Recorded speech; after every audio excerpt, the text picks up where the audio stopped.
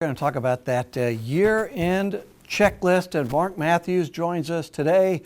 Mark, let's get to it. Let's get to that checklist. Tell us what's on Mike. it. Here it is, the first week in November. The year is not that much longer, and so it's time to kind of check through some things that a person needs to do or should do to be ready for the end of this year, the start of next year, including things like just kind of assessing where you stand versus the goals you may have had this year.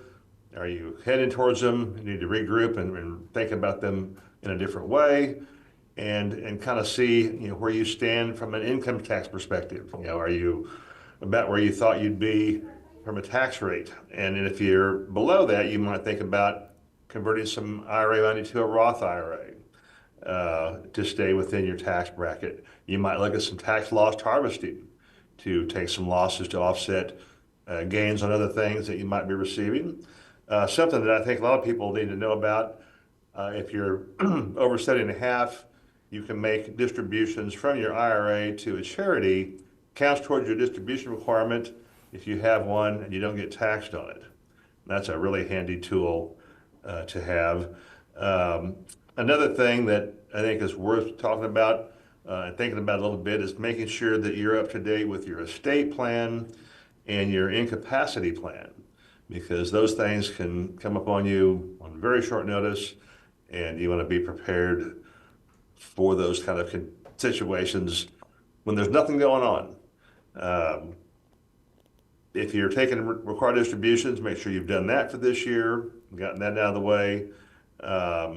If you have money to spend from a flexible spending account at your work plan, those are usually use it or lose it. So now's the time to make sure you find some medical type outlay to spend that kind of money on.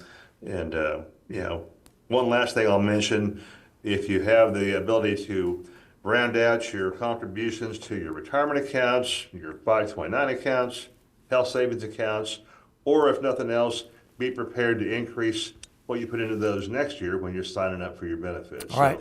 So, lots of things to do. A lot of things, Mark. How do they get in contact with you? Yeah, so they can call our office at 816-232-5757 or look at everjones.com, plug in your city or zip code, and you'll find someone not too far from you. Great. Thank you very much, Mark Matthews. Thanks, Mike. All right. Stay with us. We're going to be right back.